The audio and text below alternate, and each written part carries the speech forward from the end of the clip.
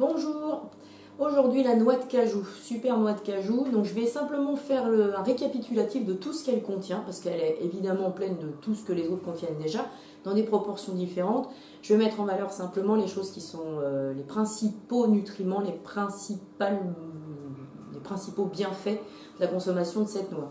Donc comme la majorité des oléagineux, elle est pleine d'acides gras monoinsaturés, qui sont donc bénéfiques sur le plan cardiovasculaire. Elle est pleine de phytostérols qui vont avoir une action sur la régulation du taux des différents cholestérols dans le sang. Elle est antioxydante, donc là elle a une action sur les radicaux libres, vieillissement des cellules.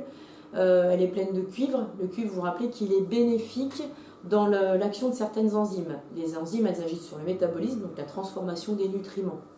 Vous allez trouver dedans du phosphore, qui est bon pour le fonctionnement harmonieux du cerveau.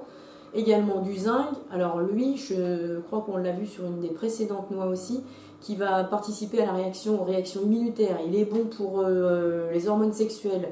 Il a une action sur la thyroïde. Il a une action sur le pancréas. Le pancréas qui va vous aider à la mise en réserve et à la libération de l'insuline. Donc encore beaucoup de bénéfices à manger cette noix. Moi, c'est quand même la seule noix qui m'a provoqué des tout petits troubles intestinaux. Si, je sais pourquoi.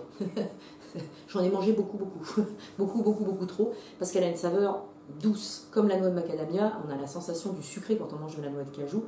Et comme la noix de macadamia, elle a un goût épouvantable dès qu'elle s'oxyde à peine. Mais moi, je l'avais trouvée dans un conditionnement qui faisait qu'elle n'était pas du tout oxydée. Et du coup, j'en ai mangé pas mal trop. Et du coup, pendant un certain temps, j'ai vraiment arrêté complètement sa consommation. Alors, moi, je l'utilise beaucoup pour mes desserts, pâtisserie, mais aussi des desserts crus.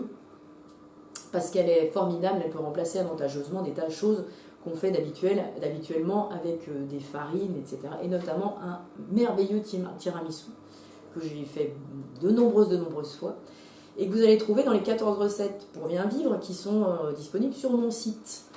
Voilà, fabuleux tiramisu qui se fait en plus en un rien de temps, donc je vous recommande de tester. Il n'y a pas du tout de gluten dedans, il n'y a pas de farine, ça se fait à froid et ça se fait en un quart de seconde. Voilà.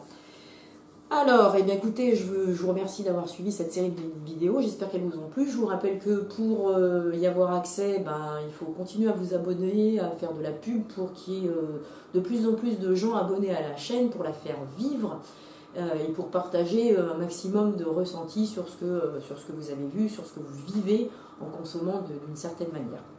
Voilà, à bientôt.